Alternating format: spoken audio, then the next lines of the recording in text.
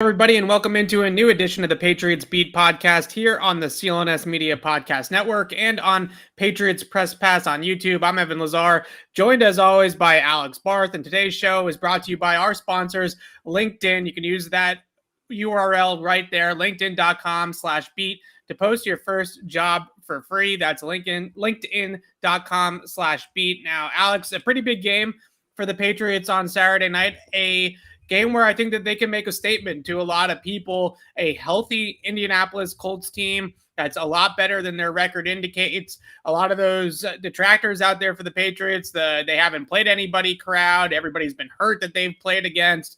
Well, this is a legitimate opponent on the road in Indianapolis that the Patriots can go out and head and make a statement here on Saturday night. Yeah, I don't know about that. I mean, I agree in that it's a big win and that they can make a statement. But remember, they hadn't beat anybody, and then if they beat the Chargers, that will be a real win, and then that's been forgotten. And then if they beat the Browns, that'll be a big win, and then that one was forgotten. And then the Bills were the biggest game of the year, and that was going to tell us everything. And now that wasn't good enough. So I don't know how much more they have to prove. I still think the Bills win, all things considered, is a bigger win than a potential Colts win would be. We have to see how the game goes. But no, this is a monumental game. This is a massive game. This is a team that they very likely could face in the playoffs. So I think we will learn a lot about the Patriots, about both teams, honestly, on Saturday. Big stakes. I want to get into some of the minutiae of the matchup here in a second, but last big picture topic to discuss here with this matchup, to me, do you feel this Colts team's as good as people are saying they are? Because I look at them on paper and I think that offensively they are a very well-balanced and extremely good running team, right? There's no doubt about that. And they can throw the ball well enough to at least make you respect that part of their game as well. Defensively, they have a ton of takeaways, but they're one of those defenses that is either taking the ball away or they're giving up yards, right? There's no real in between. This is not a dominant defense. Now, in 2021, taking the ball away 29 times and playing this style of defense might be the new way to control a game defensively. They forced 5 turnovers in that game against Tampa Bay a few weeks ago, and that kept them in the game on a defensive standpoint. Otherwise, the Bucks did whatever they wanted. They ran the ball, they threw the ball on Indianapolis, but they were able to have those turnovers, especially those forced fumbles. But do you feel, I think, who was it that earlier this week I said at the podium that watching them on tape, it feels like they're undefeated, right? I forget which Patriots player. I think it was Judon. Yeah, it might have been Judon. Do you feel that they're that good? Because I think that a lot of the attention right now on the Colts is extremely positive for a 7-6 team. Yeah, I think they're in some ways, like, I think their greatness is in some ways similar to the Patriots. What I mean by that is they don't have the elite roster talent, right? They don't have the household names up and down the roster that a team like the Chiefs or the Packers has, or even a team like the Bills has. But they do certain little things at such a high level that it makes them a very good team, right? With the Patriots, whether that's the way they run block, the way they force turnovers, the way they can communicate and alter what they do on defense, right? There are little things that, aren't going to get gushed about on the Sunday morning TV shows, but they make a major difference. I kind of look at the Colts the same way, where I don't know that T.Y. Hilton isn't the player he once was. Like, they have Quentin Nelson, Darius Leonard, DeForest Buckner, Jonathan Taylor. Like, to me, those are their elite household players. They have 4 of them. But they just have so many other guys who do the little things so well that it kind of puts them above. It makes them a better team than you would think they are just quickly glancing at their roster. Yeah, really well-coached team on both sides. Yeah, that's part of that, yeah. A good system, a good infrastructure in place. And I watched a little bit of the Hard Knock stuff that they have done with Indianapolis this season. Not to advance scout like Bill Belichick and his staff did, but I was just curious to see Frank Reich and how he carried the room and how he led his team. And you see a lot of really good things. A calm, cool, and collected coach that understands his system, understands what he's asking of every single player. And it does feel like, in a lot of ways, I agree with your analogy, that their sum of parts is greater than necessarily the individual talent on the roster. Not that they don't have any talent, but I think what we're both getting at if I could jump in real quick. Sorry. Yeah. They're the antithesis of the Buffalo Bills. Yeah. The Bills are all talent. Like, they're all just raw talent. And they don't necessarily, the pieces don't necessarily fit together, and they're not well coached, but they have enough raw talent where they can win. It's that old Belichick idiom, right? It's not about collecting talent. It's about building a team. A team like the Bill, and I don't mean to keep picking on the Bills, but it's just because the Patriots just played them. You have this kind of dichotomy here. Right. The Bills are a collection of talent. The Colts were built as a football team, and I think you have to respect that. Yeah, and I also would say that Carson Wentz's season is kind of a microcosm of what we're saying, because they have Carson Wentz playing, I wouldn't say extremely good football, but good football, but most importantly, playing within himself, right? And understanding the infrastructure and the scheme around him.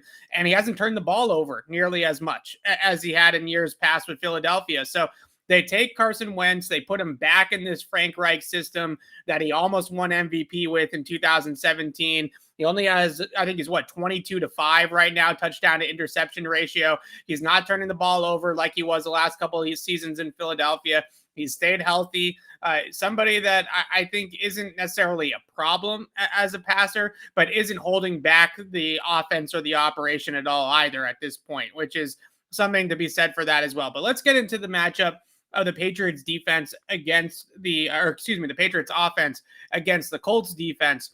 And earlier this week, all of us are leading with the headline that Bobby Okereke gave everybody. And I liked Bobby Okereke coming out of college, by the way. I thought he was a decent prospect at the linebacker position, but he gave the Patriots some fuel, I would say, to a degree, especially Mac Jones, when he said that they're going to stop the run and they're going to put all of the game on Mac Jones's shoulders and, quote, see what Mac Jones is made of. Now, I don't want to look too much into this, because going out there on Tuesday and telling the opponent your game plan is all kinds of dumb, right? I mean, Right.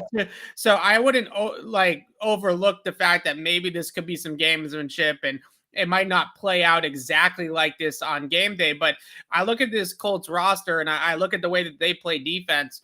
And although they do turn the quarterback over quite a bit, in terms of stylistically, their system, there's three things that really point to me like that's really where you want the Patriots to beat you, is through the air, because their pass defense is their weak point of the defense, right? They're Right. 17th in pass DVOA this season.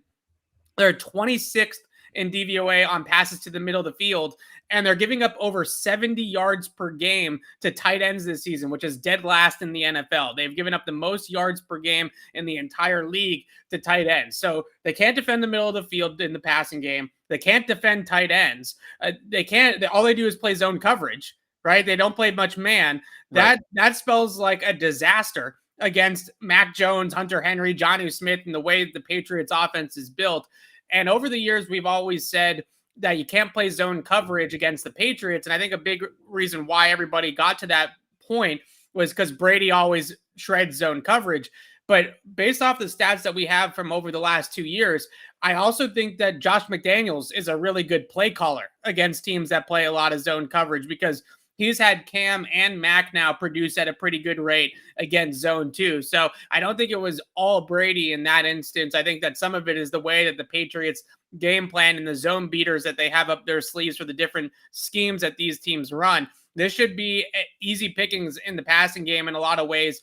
As long as the Patriots can take care of the football and Mac Jones doesn't get baited into interceptions, there will be openings in the secondary against this Indianapolis defense. So in a lot of ways, I would say to the Patriots, we're going to take away the pass. We're going to dare you to run it because that's our strength, right? You're running into our strength of our defense. Right. Instead, it sounds like they're going to try to put the game on Mac's shoulders. And I honestly think the Patriots will throw well against them if that's what they do.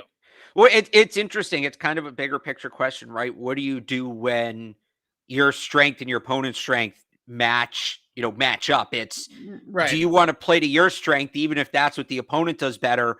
Or do you want to play to your weakness? You have to play down to your weakness, but maybe the opponent's weaker, right? I don't know that there's necessarily a right answer there. Big picture, you got to look game to game. Nothing against Mac Jones. Like, I think the Patriots passing game is fine, but I don't think anybody would disagree between run and pass. They're better at running the ball than throwing the ball. So, I kind of took that as, and look, I don't think Okereke should have said it. I don't think he kind of put that stuff out there, but I kind of took that as, we know we're going to take away the run. We know we're going to take away the run because that's what we do. I don't necessarily, I don't know that, like, if I'm the Colts, I don't want Mac throwing the ball a ton. I don't want them becoming one-dimensional. So, like, that's how I read it. I could be wrong, but it's tough. It's a tough game plan for both teams because it's true on, or it's tough for both teams on that side of the ball, right? Because the Patriots probably would like to run the ball a decent amount in this game. Just objectively, they like to have a healthy mix of the run. This is a team where you can't run a ton on them. So you kind of have to throw it regardless of what the Colts show you, just, the base, analysis of it. So we'll see we'll see what happens with that. I do think I wouldn't be surprised if they test the run early because that's going to tell them a lot. And I think that, I keep going back to that Titans game, right, with Jeffrey Simons and what he did to them. And can DeForest Buckner have a similar impact? I think they maybe, even though they won that game, they maybe took a little too long to figure out the run wasn't there.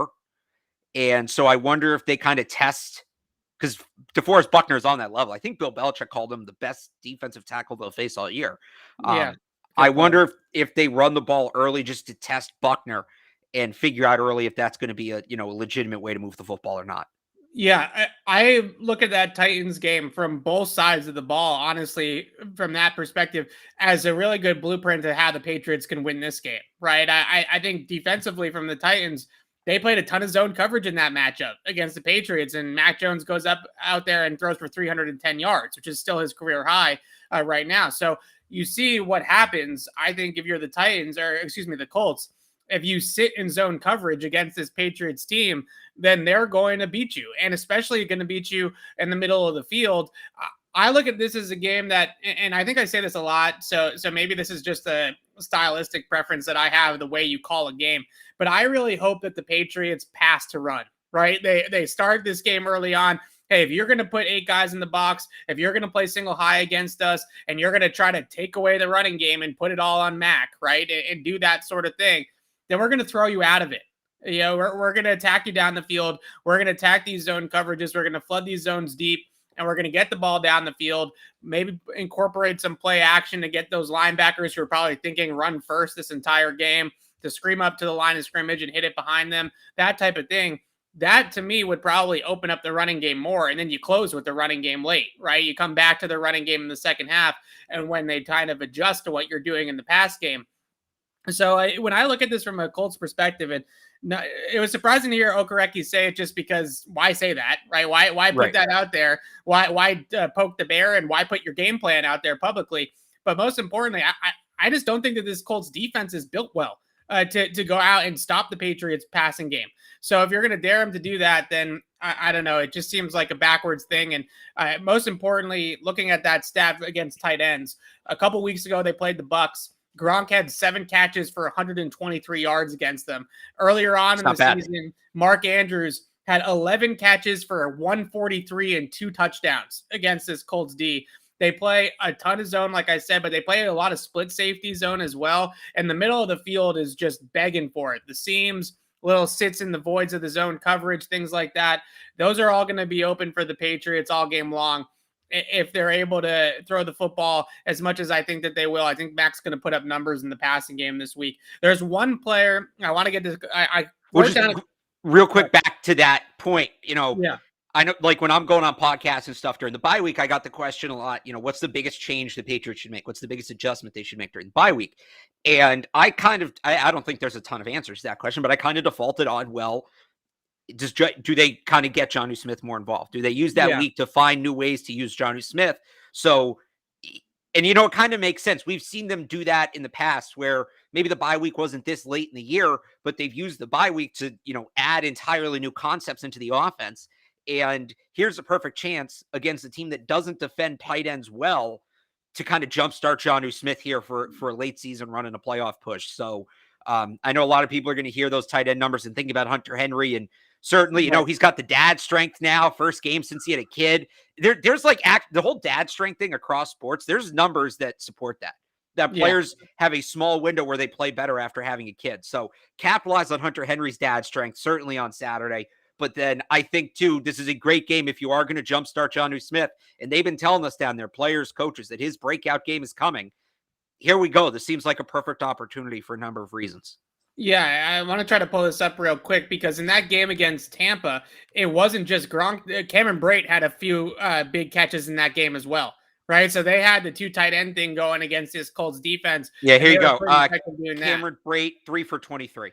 Okay, so maybe they were just some critical third downs that I'm thinking of that he moved the chains on, but still 3 for 23 plus the 123 that Gronk had. That's over 150 yards from your tight ends in the game, right? So I think that that's definitely a point of attack for this Patriots defense.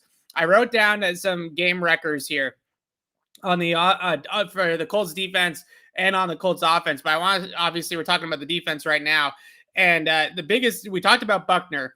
I also want to talk about Darius Leonard a little bit, who maybe to me is somebody that you can potentially run over a little. You know, he's an undersized linebacker. He's more fast and athletic, kind of in that Edmonds Milano mold than he is in a Dante Hightower type mold.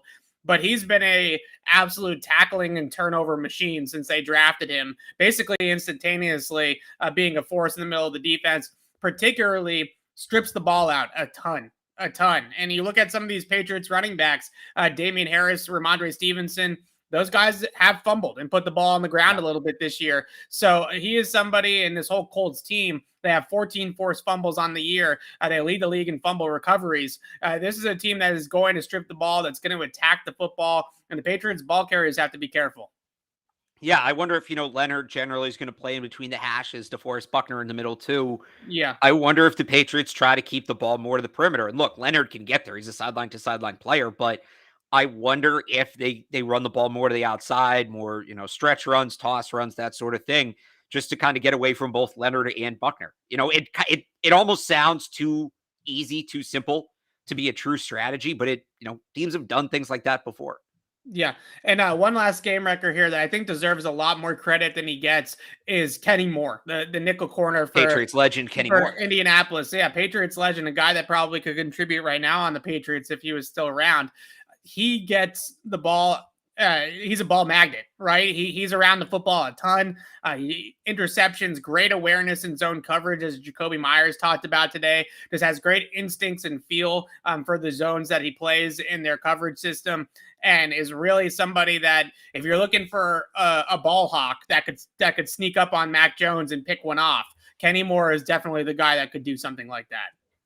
Yeah, he's a good player. I mean, what was the quote today? He's got incredible zone awareness, something like that. You talk about throwing into the zones. Again, this is something where I wonder, we see the way Kenny Moore can break on the ball. Do you just kind of, because I don't, the Colts don't have much in the secondary besides Kenny Moore. I mean, there's nobody that really, am I missing somebody? There's nobody that really jumps out to me. That's really the biggest thing that stands out to me. Rock Ya-Sin's a tough player, right? He's that hard-nosed guy, temple tough type of guy. Xavier Rhodes, obviously long, but has some speed issues with them. This is not a star-studded secondary. Right. It's so you really can just most of their talent is in the front seven on the defensive line. Yeah. So again, to my point, I think you can kind of throw away from Kenny Moore when you need to. One other thing on Rock Ya-Sin I want to mention, and this is kind of an overarching comment on the game. And this isn't to make excuse for the officials. This isn't to blame the officials. The game hasn't happened yet, but Carl Cheffers is the head official. It's him and his crew for this game. Yeah. They have called the second most penalties of any crew in football this year. And specifically, they've called the most pass interference both ways. Yeah. They've called the most offensive and defensive pass interference. So, because you mentioned Rock Ya-Sin, right? I think Rock Ya-Sin's a decent player, but he plays very physically. He's a very physical corner. In a game where you have officials that like to call pass interference, that also call a ton of defensive holding penalties, it might be more difficult for him than a guy like J.C. Jackson, who's more comfortable playing an arm's length away from the receiver and can kind of recover if he's not body to body with the receiver when the ball is thrown. So, we talk about Kenny Moore as somebody who can maybe give them trouble. I don't necessarily think they're going to, come out and Joe Flacco underthrow balls to try to draw flags, but Bill scouts the officials just like he scouts the opponent. I mean, he's aware of every single, aspect, element on that field. I wonder if they go at Rock Ya-Sin early with a bigger receiver, a Kendrick Bourne, or even a N'Keal Harry, and see if they can get him grabbing or get him hitting contact early, because what flies in other games for him might not fly on Saturday. It's like kind of a little thing, but it's you can't put it past them. It's something I think is interesting.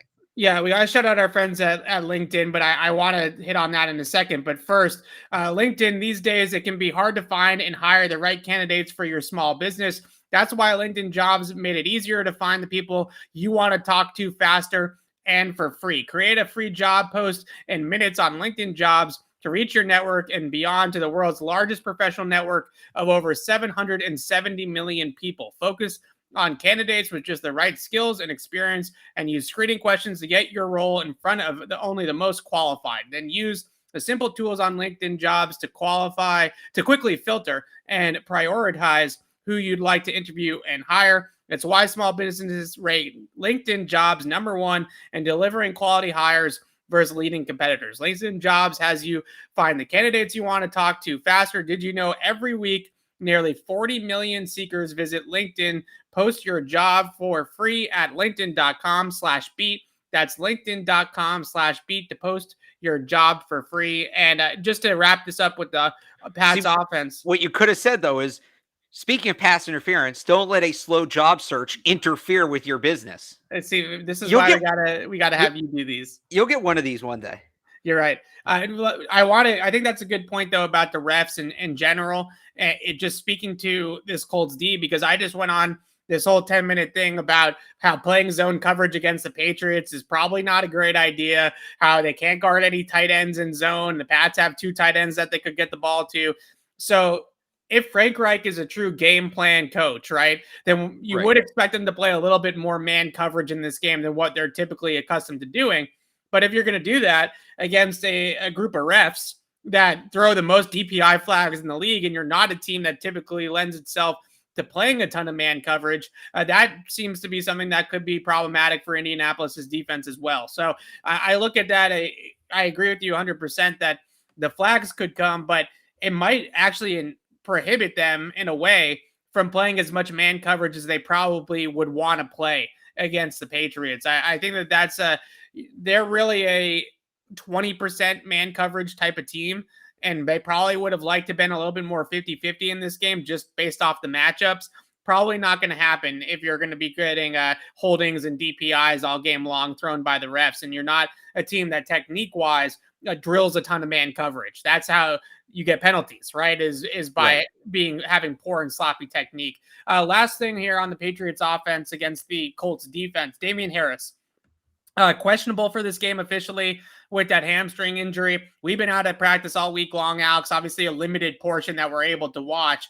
Didn't look like he was moving too well on Tuesday, right? We saw a little bit of extended positional drills on Tuesday. Looked a little bit gimpy. Looked like the hamstring was bugging him just a tad. Are you expecting... I'm not saying I have any inside information on this, but I do kind of expect him to suit up. I don't know if he's actually going to end up being a huge factor, or is this going to be a Ramondre game?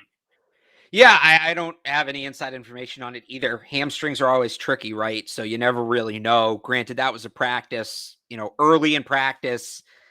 When he gets to the game, it's 5 days later. Can they give him a little something? Ivan Fear said it this week. If there's a way he can play, he's going to play. I don't think Damian Harris is going to be non-existent in this game plan. I don't know if I tell people to start him in fantasy. But I do think this could be a big Ramondre game. But what flips that is, Ramondre's been better with the ball security. He's been better, but he is still a rookie. Damian Harris is probably, if you're talking about ball security solely, Damian Harris is probably the better option. So if Ramondre Stevenson puts the ball on the ground early, now you're talking about Harris versus Brandon Bolden, and things get interesting. This could end up being a little bit of a Brandon Bolden game. I'm inclined to lean and say it could be a Brandon Bolden game. And for what it's worth, Brandon Bolden maybe had his most notable career moment against the Colts at it's not RCA Dome. Wow. I knew at you were Lucas Oil Stadium somehow. If people don't remember, Brandon Bolden was one of 2 players. I can't remember who the other one was. Brandon Bolden was. Why does it feel like it was Steve Gregory? I just feel like I think it was. I wanted to say Steve Gregory. I feel like he's always in the middle of those types of plays. I have no idea if it was actually Steve Gregory, but it was. Hang on. Oh no, sorry. It was John Bostic. Oh, okay. And then Patrick Chung came in later. And Logan Ryan. They actually had like 5 guys make that tackle. But anyway, Brandon Bolden was the first man there to make the tackle on the famous Colts fake punt. So, you talk about the highlights of Brandon Bolden's Patriots career. We're not going to talk about the one play with the Dolphins, obviously. But you have the wheel route against the Broncos in the snow on that Sunday night game. And I mean, this would probably be too, right? Making the tackle on that play. So he's returning to one of his spots of glory. So maybe that helps fuel him. Does feel like a game where when you face a team that gets the ball out on the ground as much as Indianapolis does, and their stat is actually, I don't know if I've ever seen this before. They have 14 forced fumbles and they've recovered all 14 of them, which is bizarre. Really? Yeah, that's impressive. That's very impressive. Right. I don't know if I've ever seen that before. When I had to look it up twice because is that accurate or have they just, missed a couple? But no, they have forced 14 fumbles and they've recovered 14 fumbles, which is really a testament to team speed in my mind, right? Yeah. Instinctiveness and ball hunting, obviously, but a lot to do with team speed and having a ton of guys around the football at all times that you just have more bodies at the point of attack in order to get on that ball. So it could be a Bolden game if they feel like ball security is an issue for Harris, if it's a hamstring, and then Stevenson, if he's a little shaky with ball security early on, they could just turn it over to Bolden and trust the veteran to hang on to the football. Let's move over to the defensive side of the football. Talk about this Colts offense, which I think other than Dallas, they did play Dallas earlier this year, and I guess Tampa Bay we can throw in there as well. This is one of the most well-balanced offenses that the Patriots will face all year long. They can do pretty much anything that you present to them, right? As in, if you load up and you put 8 guys in the box and you come out in base defense, they will spread you out and they will throw the football like they did against Tampa Bay. If you go out there and you play nickel or dime, you try to load up and stop the pass and really make them one-dimensional as a running team, they'll run it right down your throats. They will take whatever the defense gives them, and they feel confident enough in their execution to exploit the weakness in whatever way, shape, or form that you want to do it. So from a stylistic perspective, in terms of this game flow, it really comes down to what personnel the Patriots decide that they want to put on the field. Do you want to play this game at a base? Do you want to play it at a nickel? Which way do you want to force the Colts' hand more? And in a strange way, and I know this is a little bit of my nerd analytics brain here, Alex, as well, so bear with me. But in a strange way, I feel like I would almost say to them, if you want to beat us running the football at Jonathan Taylor, then go ahead. Similarly, we mentioned the Titans game earlier, right? And I look at this in a lot of the same way, that if the Titans ran for 270 yards against the Patriots and only scored 13 points. So if you can go into this game like that, maybe you give up a ton on the ground, but you only give up 100 yards through the air.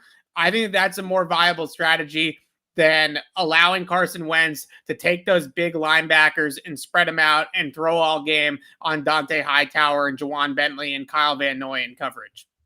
Yeah, I also, just one thing I wonder about this Colts offense, and I'll ask you this. I tried asking Pavon Gotcha about this today, and he didn't really give me a straight answer to the question. So the players and the coaches from the Patriots, they've talked about, when we ask them, what do you see in Quentin Nelson? What do you see in Ryan Kelly, right? Some of these really good linemen. They say, well, it's not just that they have good individual linemen. They play really well as a group. And I'm still trying to figure out exactly, they're emphasizing it. So it's clearly something they believe strongly. I'm still trying to figure out exactly what that means, because I don't know just the way offensive line play works. I don't know that you can have a bunch of individually really good offensive linemen who play poorly as a group. I'm trying to picture what that would look like. And outside of poor blitz pickup, I can't really comprehend it. So I'm just, you're the offensive line guru. I'm just curious what you think of them, or am I making too big of a deal about it? Have they not said it as much as maybe I think they have? So I think the biggest thing is when you look at run blocking in particular with the offensive line, it's a dance, right? You have to be able to play as one and in unison and kind of flow together as a line. And this line in particular, and the way that they run the football, they are a big outside zone, mid-zone team, right? So they're going out to the sideline and they're trying to flow the defense from left to right, and they're going to pin you down and cut it back up through the middle of the field. That's how Jonathan Taylor's hit. The majority of his big home run runs have been right up the gut of the defense, because they get you to overcommit, pin you down, and then cut it back. So what they do really, really well And when I watch them on tape, look, Quentin Nelson's a fantastic player. He's one of the best guards in football. A lot of what they do from a run game perspective is around Nelson. But Ryan Kelly at center might be the most important player on the line, because the way that they block outside zone is, especially against odd front teams that put a guy over the nose, is they're going to have Kelly kind of chip or combo the nose tackle and allow Quentin Nelson then to overtake the nose and then free up Kelly to get to the second level, right? That's the key exchange, is Kelly chipping the nose into Nelson's block and then climbing up to the linebacker level. So the big key for me in this game from a run defense perspective for the Patriots is whether they leave Devon Gottschalk on the nose or it ends up being Carl Davis, whichever one it is, holding up Ryan Kelly and not allowing him to be really what is the speed of that line, right? And that an outside zone scheme is about chemistry and it's about speed. It's a speed type of block. So in order to hold this whole thing up, you gotta make the center worry about the nose tackle. If the nose tackle is an afterthought and he can just blow right by the nose and get up to the linebacker level, then you're going to see a lot of big runs. But if they can get the nose tackle to hold up Ryan Kelly and occupy Ryan Kelly and not allow him to get out, then that's going to be a really key thing for this game. So in a lot of ways, I do think that they might come out in that big package with Davis, Gottschalk, and Lawrence Guy on the defensive line, because they run that 3-4. You still have Judon and Van Noy on the edges to rush the passer, right? It's not like you have no pass rush presence just because you have the three big bodies in the middle, and you can also blitz the linebackers like Hightower and Bentley up the middle to get some more rush. So I look at it and I see that as probably being the way that they go. Play this game at a big nickel. Put those three guys on the field together. Yes, it does take Christian Barmore off the field a little bit, but I think you can have a role for Barmore once you do get into some obvious passing situations. I'm not sure this is necessarily a huge Christian Barmore type of game on early downs, just because gap integrity and control is number one against this team. Because all they are trying to do is cut back. That's it. That's what they want to do. They want to pin you down and they want to cut it back up through. But these outside zone schemes, whether it's Indy, it's the Niners and the Shanahan tree and the McVay tree, it's all about continuity and flow. And I think that's when they talk about playing together as a unit, that's really what they're getting at. Yeah, I would agree with this not being a big Barmore game, at least not early, right? Maybe if they get a lead and they start throwing. I also thought it was really interesting what Barmore said about Ryan Kelly this week, that he's a legend at Alabama. Think about how good you have to be a legend at Alabama. He's a really good player. I also don't know how big of a Hightower and Bentley game this is. And you think, against a great running team, those are the guys you want on the field. But me and you have talked about this off the air a little bit. If you put those two out there, the Colts are going to recognize that and start throwing the play action and start attacking those guys. And the Titans did that. If you remember back, the Titans, the Patriots came out to stop the run. They had Hightower and Bentley on the field, and the Titans targeted them off play action. It worked. Part of the reason the Titans lost that game is they randomly went away from that strategy after about 2 drives. Well, not really sure why. That's what I'm concerned about with this Colts team, is because I don't think Reich will go away from it, right? I think Reich will. Right. Remember that. So a really good kind of example of this, Cleveland, right? The very first drive, they run down the Patriots' throats. They get in 7-0. The Patriots adjusted to that. On their third drive, the Browns came out in 12 personnel. The Patriots matched it with run personnel on their side, and then the Browns went empty. And they ran 3 or 4 plays in a row out of no huddle empty, not allowing the Patriots to substitute. Now, Kevin Stefanski eventually huddled, and the Patriots ran a linebacker off and ran a nickel corner on, and then the whole strategy went mute, right? But I don't think Frank Reich is that dumb. I don't think Frank Reich is I think he's smarter than that, and he realizes if he gets the Patriots base defense out there, then that's a huge advantage to his passing game. And I think he's going to go after the passing. You also have to factor in that they are a big RPO team, a team that uses a ton of run pass options.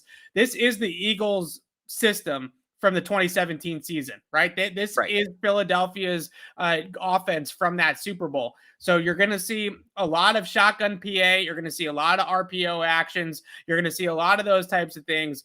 And the Patriots, in my mind, if you get these linebackers, Hightower, Bentley, Van Noy, you get these guys caught in these high leverage coverage situations in the middle of the field. And I think Indianapolis is going to move the ball really well in this game. That's why I really feel like this is a 3-safety nickel type of game. You put Duggar, Phillips, and McCourty on the field together. You use Duggar as the nickel backer, and you have a little bit of size there, but you still have the flexibility to cover the middle of the field. Yeah, I agree. I think this is, the difference between the Browns game and the Titans game. And this one is, I think the Colts are more willing to throw, right? I think the Colts are more willing to put the ball in the air regardless of what's happening. And that's where I think, and that's how they beat teams this year. They beat teams because they throw just enough where teams have to bring on those extra defensive backs. Those defensive backs aren't big enough or they're not skilled enough to stop the run, and the Colts run it down their throat. The Patriots have a unique advantage in Kyle Duggar and Adrian Phillips, two safeties who can cover but are also very instinctual against the run. They know what they're doing against the run. They can get downhill. They can make plays against the run where, look, are they the run stoppers, Donta Hightower and Juwan Bentley are? No, of course not. But they're at, as far as safeties go, they're as good as you're going to get in that spot. And I don't think they're negatives. They're not pluses. They're probably neutrals. But I think you put those two on the field and you kind of make the Colts choose. Okay, are you going to throw? Because now they either have to throw against dime and nickel, or are you going to run the ball and test our safeties on the ground? And then again, like you talked about, you use those three big defensive linemen. I think you can really kind of, I can't think of the word, but I think you can really marginalize it, right? You're not going to completely shut it down, right? Jonathan Taylor is going to get some of his, but like I said, go back to that Tennessee game.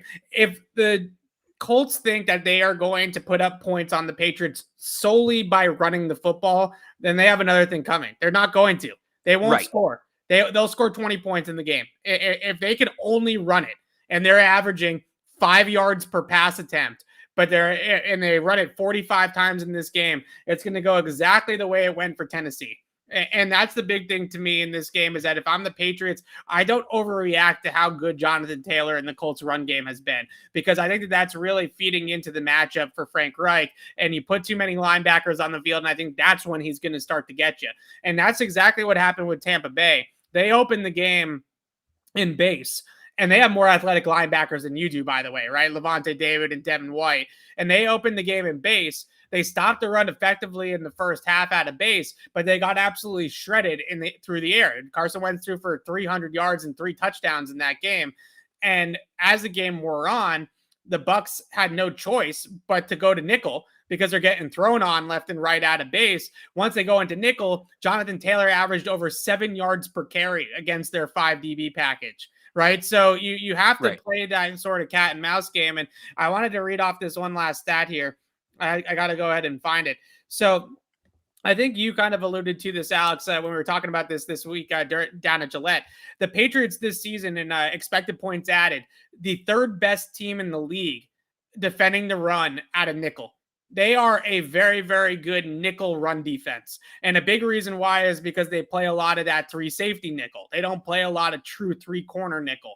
So you have the 2 safeties, Duggar and Phillips, in the box that are essentially undersized linebackers. A lot of these teams, like Duggar's the same size as Matt Milano, right? He's literally the same size, so a lot of these teams are playing linebackers and they're wearing linebacker numbers. If Duggar played for the Bills, he might be wearing a linebacker number and not a safety number. He just happens to be wearing a safety number with the Pats. So they're very, very good nickel run defense. They're not a very good base pass defense. So if you ask me, big nickel game through and through here for the Patriots. The one other thing I wanted to hit on here before we talk about this Jag stuff here at the end, I wrote down game records for the defense, right? Buckner and Leonard and Moore. Yeah. Offensively, the game record to me is Nyheim Hines. It's not Jonathan Taylor. Nyheim Hines seems like a really difficult guy to match up for the Patriots. They use him at a bunch of different alignments. They run a lot of 2-back with the Taylor and Hines as well, where Hines will line up in kind of like a tight end alignment sometimes, then he'll line up in the backfield, then he'll line up out wide or out of the slot. He is a wide receiver and an explosive playmaker. And one of the biggest reasons why I wouldn't put base out there is because they'll put Hines out there against Hightower and Bentley, and they'll get those guys matched up on Hines. And that is a bad news Bears for the Patriots if that happens, right? So he's the one guy when I look at this Colts passing game. I don't think a lot of these Colts receivers scare me all that much. Like if you tell me that Michael Pittman's going to get one on JC Jackson, then so be it. Like I don't really see that happening too often. Jack Doyle is a decent tight end, but the Patriots have done a great job defending tight ends all year long. And he's not Travis Kelce or George Kittle or Mark Andrews or Gronk, right? He's kind of in that second or third wave of tight end type of players. But Hines feels like the guy that is a little bit of a wild card in this game in terms of how exactly they're going to plan for him. Yeah, I mean, he's kind of that tricky quick back. We talk about the, compared to the Eagles offense of 2017.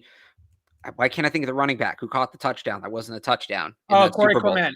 Right. He's kind of the Corey Clement, right, yes. of this offense. So that's, again, to make that comparison, these kind of backs have given the Patriots troubles, fits, especially in this offensive scheme.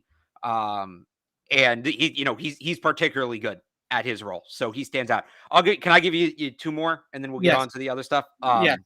So just to go back when you're talking about, the Colts can't just run the ball down the field and expect to score enough.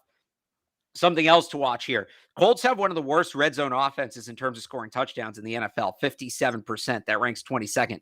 Patriots have the best red zone defense in football, not just, in terms of keeping points off the board altogether. Turn them over a lot too. Right? Yeah, they get a lot of turnovers in the red zone. So I think for the Colts, you're going to have to score from outside the 20 to win this game. And Jonathan Taylor can certainly do that. He's a home run hitter, but if the Patriots get ahead, you don't necessarily have enough tries to manufacture that home run carry as you might otherwise. So I think that kind of goes to your point of, is a 30-35 carry game for Jonathan Taylor a legitimate way the Colts can win this game? If they were better in the red zone, maybe, but I think the red zone struggles take away from that. And then one other just quick observation I have on this game, and I kind of did this for the Bills game, right? Remember I talked about how important it was to score first, and it's like, yeah, no duh, that's important in every NFL game, but it was just magnified for that one. Turned out to be right. So I have another one for this game where, yeah, no duh, this is important. Again, I think I made this joke last week. Bill would kick my ass for saying this is important because it's always important. But I think especially this week, turnovers. Yeah. I think this is, that's how the Colts win this game, if you ask me. Right.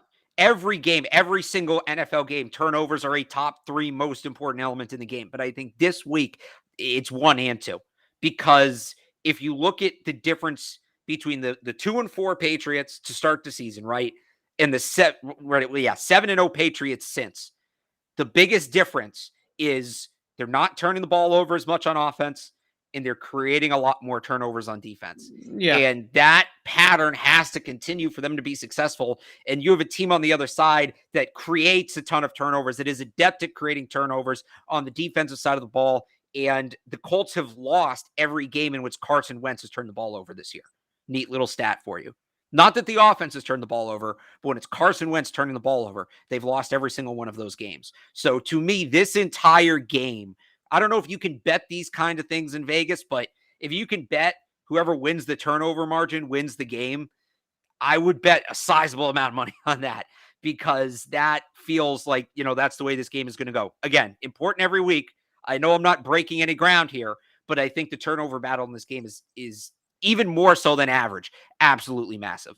Yeah, I think the first point that you made hammered home my point, so I appreciate that, because that is really the game, right? Well, because I was trying to get it in, and then you switched to something, but it's the same idea. That's really the game is you can get run on between the 20s by Jonathan Taylor. You just can't let him house it, right? You just can't let him take it out from 40 yards. If you don't let him take it in from 40 yards out and you force them to execute down in the red area and you can keep them off the scoreboard that way, then that's the game right there. And I think that in a lot of ways, that's exactly how the Titans game went, right? The Titans ran for 270 yards against them, but their big runs happened in the middle of the field, right? And one of them ended in a fumble. So that was a big part of that game as well. Now, the Colts might not fumble at the end of the run like Dante Foreman did, but even that run, a couple of the other runs, those didn't go for touchdowns. The Patriots were able to tackle the guy at the inside the field of the 20s, in between the 20s, and then force the Titans to execute down in the red area, and they couldn't do it. So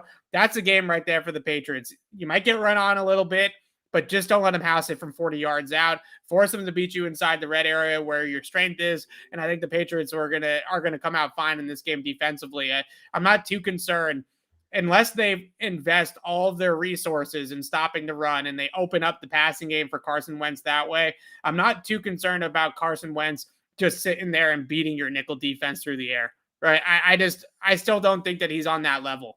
And I don't think his weapons are on that level either, to be honest with you. Right. Yeah. All right. Should we hit on the Jags here and have some fun at Urban Meyer's expense? 1 o'clock this morning. The one time I go to bed early. The one time Alex goes to bed early. The Jaguars, I always go to bed early. The Jaguars decide to fire Urban Meyer after 13 games, a tumultuous 13 games, I think is putting it lightly, right? I mean, this really could have happened after he got the lap dance at the bar from the college girl in Columbus, right? They go 2-11. A lot of people probably get fired after a 2-14, 2-15 season anyways, regardless of all the other things that go on. He kicks his kicker in the leg during the preseason. He kicked his kicker in the leg. I think it was Aaron Wilson had the report earlier today that he told his assistant coaches that he had a better staff at Bowling Green than he does in Jacksonville, who, by the way, Urban, you're the one that hired the staff in Jacksonville, right? You're the one that put the staff together. So you have pretty much everything under the sun goes wrong for the Jacksonville Jaguars and Urban Meyer. They fire him in the middle of the night. They ruin Trevor Lawrence's first year in the league. Trevor Lawrence is getting up there at the podium in press conferences, and he's being the voice of reason and the guy that has any sort of, respect at all, right? And saying, we got to play our best players. We got to get the stench out of Jacksonville. He's saying all the right things. Meanwhile, his coach is a degenerate. So no more Urban Meyer in Jacksonville. Why don't you hit on that first, and then we'll get into the next domino here. Yeah, I mean, the craziest thing about all of this is I think it went exactly as we all expected it to. Nobody thought that was a good hire. There's a reason Urban Meyer, 1, was a career college coach. 2, there was a reason he wasn't coaching in college anymore. 3, there was a reason that even when he was, rolling at Florida and Ohio State, he was never really a serious candidate for any NFL jobs. It was never going to happen. It was never going to work. So, I thought they'd give him the season just because the Jaguars have generally been very patient with coaches. I'm a little bummed he didn't make it to Patriots week. I can only imagine what he would have said about Belichick. But yeah, no, he's gone. And you talk about they wasted Trevor Lawrence rookie year. Rookie year is an important year. I mean, who knows what kind of damage was done behind the scenes? Are there things about Lawrence's game that may be irreparable? Right. Is he's not quite Josh Rosen, but is he gone too far down that road that he can't come back? So it was a bad hire to begin with. They got what they were asking for. I hope Andre Cisco becomes a Pro Bowler now. And I wouldn't be surprised. Like Andre. So for people who don't know who that is. Playing more. What are you talking about? What? Andre Cisco's playing more. What are you talking about? So for people who don't know who that is, Andre Cisco, is he a rookie or a second-year player? I think he's a rookie. He went to Syracuse, right? Out of Syracuse, he's a safety. I remember watching him. Yeah, he's a rookie. He's a third-round pick. And interceptions in Syracuse. Really good. He's a pretty good player. Like a nice little prospect. He's not Micah Parsons, but he can play. Anyways, he started seeing his playing time decline seriously throughout the season to the point, and Urban Meyer kept getting asked about it. He would basically just refuse to answer the question. And a couple weeks ago, they asked him about why Cisco forced a fumble on an opening kickoff and then didn't play for the rest of the game. And Urban Meyer said, well, no, he's been playing more, even though he played, again, 0 snaps in that game. And then they asked him about it again. He said, well, look, I don't want to sacrifice winning so a younger player can get experience. The long story short, Urban Meyer's just been punching down on this kid for 3 months for no reason. He's a good football player. And I can't wait to find out he's like the best safety taken in the draft. But things aren't getting much better for the Jaguars. Trevor Lawrence at the podium today was asked if Die Hard is a Christmas movie, and he said he's never seen Die Hard. So the Jaguars, even post Urban Meyer, are still a bit of an embarrassment. But because of that. All right, so that's a great movie. Everybody should see Die Hard. That's true.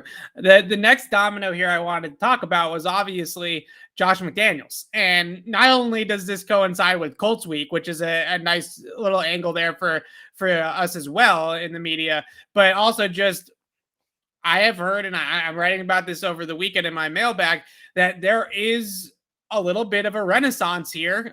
Josh McDaniels' star is starting to shine a little bit again, right? And you look at what he's done with Mac Jones, but also I think some people around the league point to some of the other quarterbacks he's developed and brought along, like Jimmy Garoppolo as well.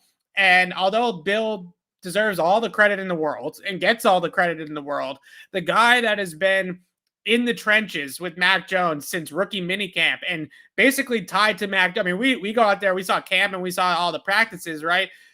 Josh McDaniels was never more than 10 feet from Mac Jones at any point, right? I mean, that was the two of them have been glued to the hip since Mac Jones got here. And look at the season that Mac Jones has had under Josh McDaniels.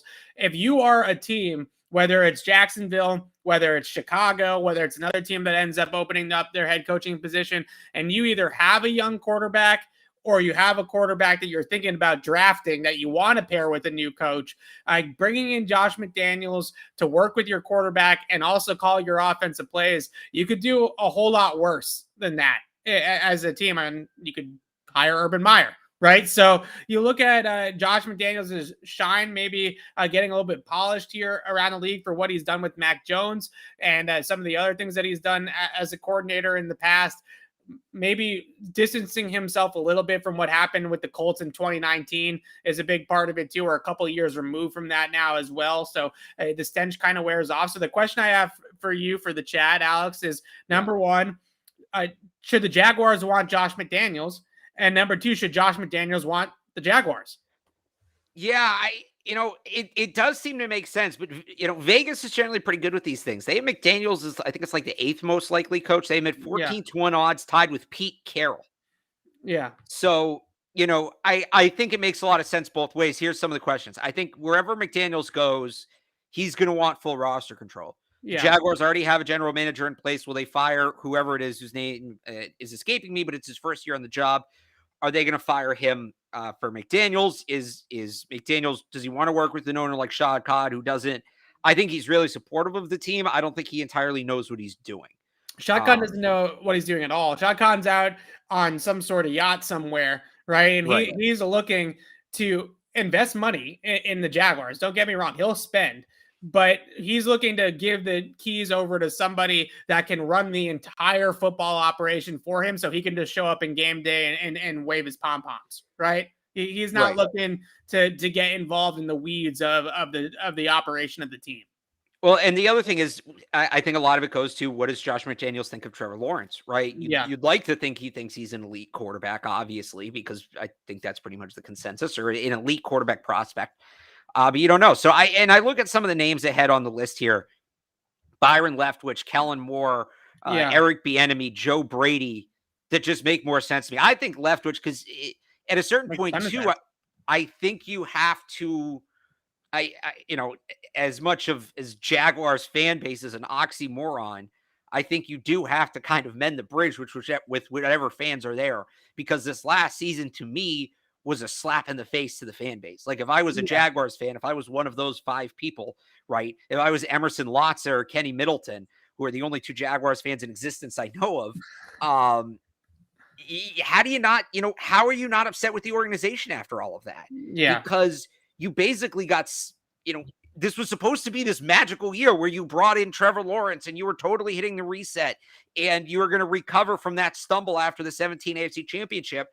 And then they just completely buried it by hiring a coach that everybody knew wouldn't work. So, I think the fan base would be receptive to somebody like a Byron Leftwich, or even just a fight for the organization, right? Right, exactly. Yeah. I think, and he can bring, maybe there's a little bit of that, not that it wouldn't be with McDaniels, but maybe there's a little bit of that, Tom Brady magic with him that he brings over there. So I just think Leftwich assuming he wants to leave Tampa, I think Leftwich makes too much sense. And for McDaniels, it's probably as good of a chance as he'll get. But if he truly does want to be a head coach long-term, right, if that truly is his end goal beyond, just being the de facto heir apparent to Belichick in New England, he's got one more chance. Yeah. He only has one more chance to prove it. And if he doesn't think Jacksonville's where he can make it happen, he's not going to go.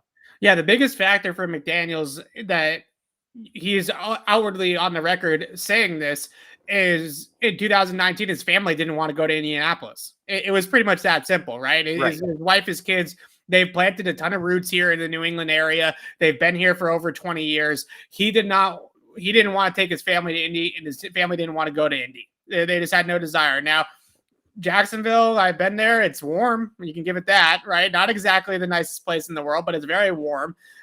Maybe. Hey, Mac Jones is from there.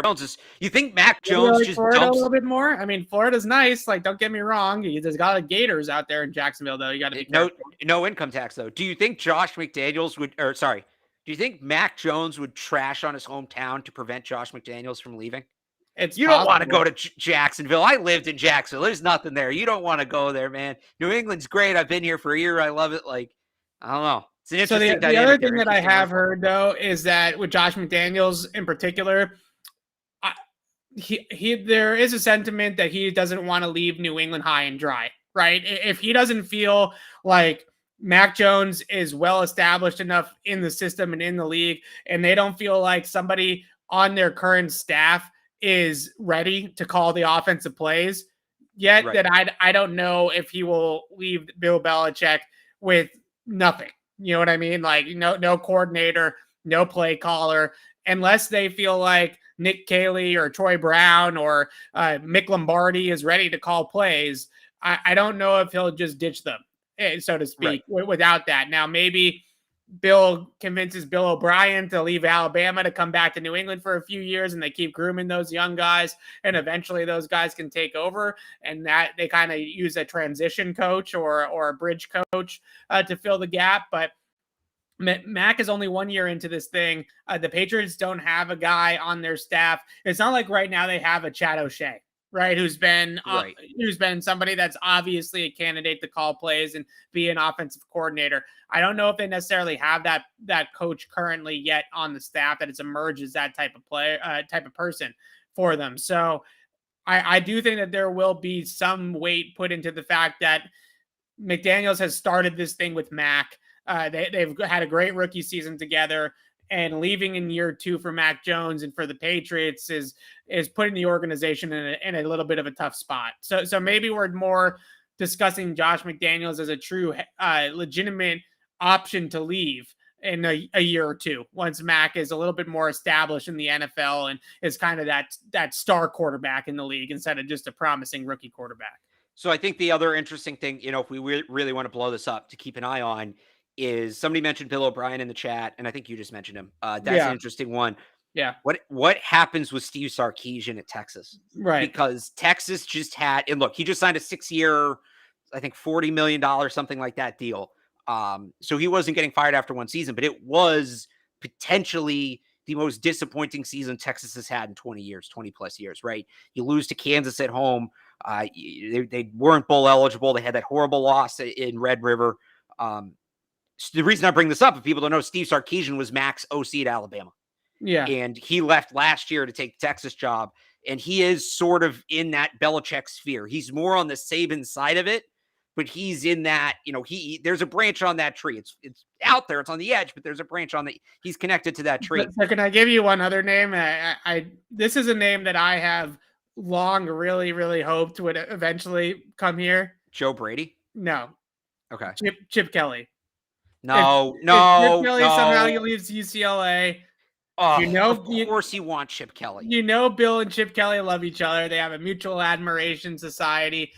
That would be good too to me as the bridge coordinator. Why do you want it? Can Mac run Chip Kelly's offense?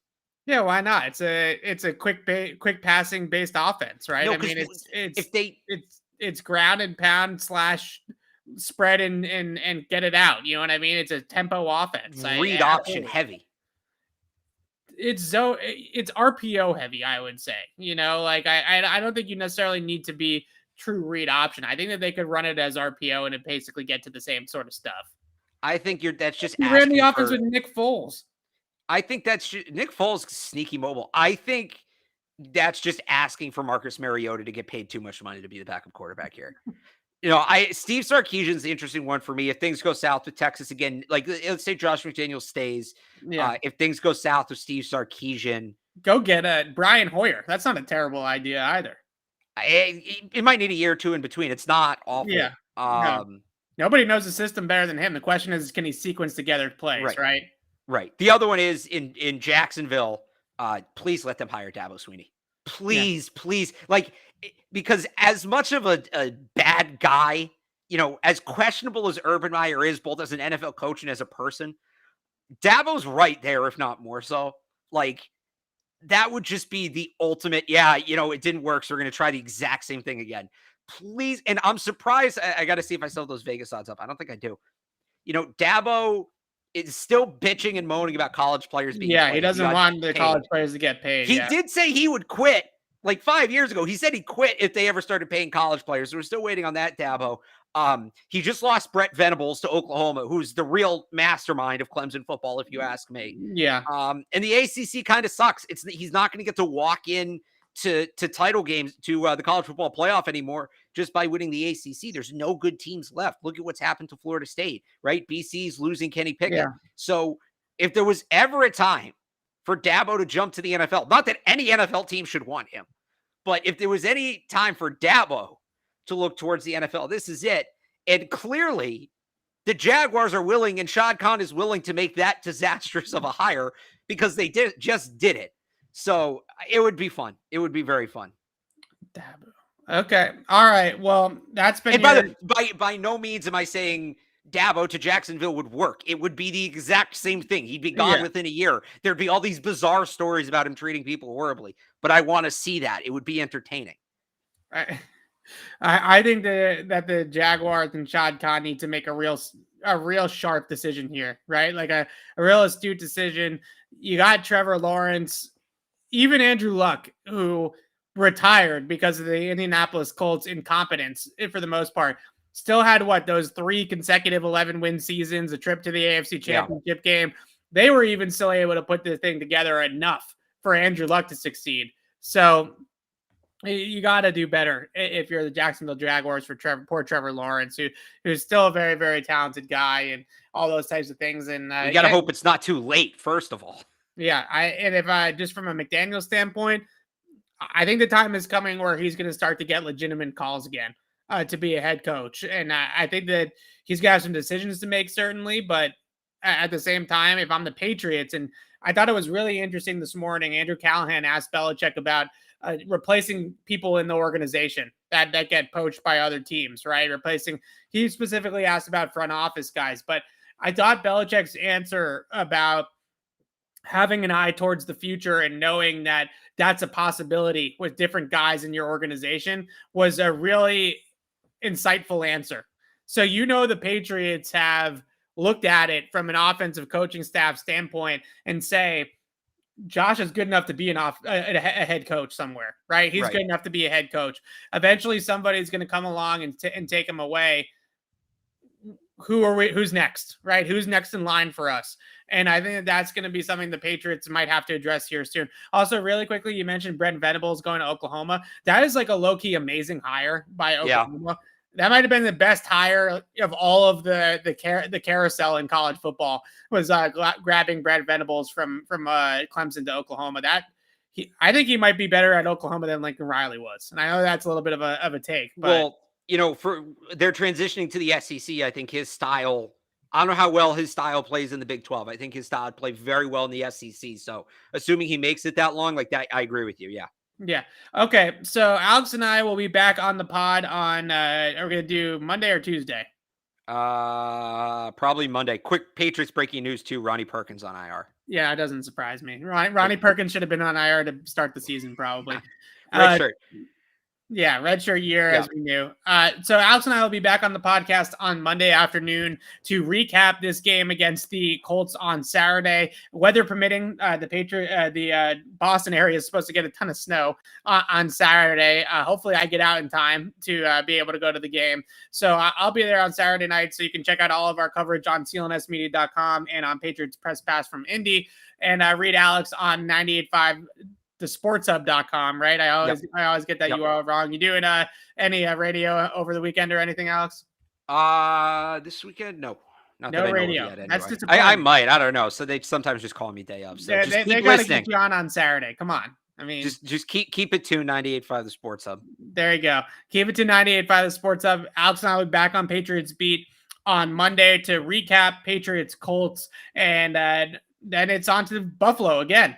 Yeah, get the rematch with the Bills. That's going to be a ton of fun. So we'll have you covered all next week. The recap show on Monday. Later in the week, we will preview the rematch against the Buffalo Bills at Gillette Stadium in Foxborough a week from Sunday. That game is staying at 1 o'clock. So a 1 o'clock AFC East showdown. The Patriots could be a hat and t-shirt game for the Patriots if they take care of business in Indy on Saturday. The Patriots could clinch the AFC East on the following Sunday against Buffalo. There are some crazy playoff clinching scenarios of the Patriots. 16 of them. The Patriots could technically clinch a playoff spot, not the AFC East, but clinch a playoff spot on Saturday if a bunch of different things happen over the weekend and the Patriots beat the Colts. But really the game that could put the Patriots in a really good spot is obviously if they win both matchups in season against Buffalo. Regardless of what happens this week, they can clinch the division next week. Even if the Bills win and the Patriots lose this week, they can still clinch the division next week. Also, really, really quickly, I know we're going over here. Chiefs Chargers tonight, Thursday Night Football. Sneaky good game. Really good game. The Chargers have given the Chiefs some problems. It's a bad matchup for the Chiefs, just from a schematic standpoint. I'm really going to be interested to see how this game looks for Kansas City. They have beaten up, and I know the people use this against the Patriots too, but a lot of these points that the Chiefs have scored over the last month or so, both of those games that they scored 40 plus were against the Raiders, right? So let's see if they can do it against a defense that's not the Raiders and the Los Angeles Chargers here tonight. And obviously, if the Chiefs drop another game to the Chargers, then that is one less 4-loss team in the AFC for the Patriots. And the Patriots might have messed around with a 2-4 start and might be the number one seed in the conference. We're getting down to it. Obviously, there's a long way to go still, but if the Chargers can upset the Chiefs and the Patriots can get some help with Tennessee, this is really starting to become a true reality. It's kind of crazy. Yeah. I have one more. Anyway, let's wrap it up. We can talk about it on Monday. But until then, signing off for Alex Barth, I'm Evan Lazar. We'll see you guys Monday and enjoy the game on Saturday night.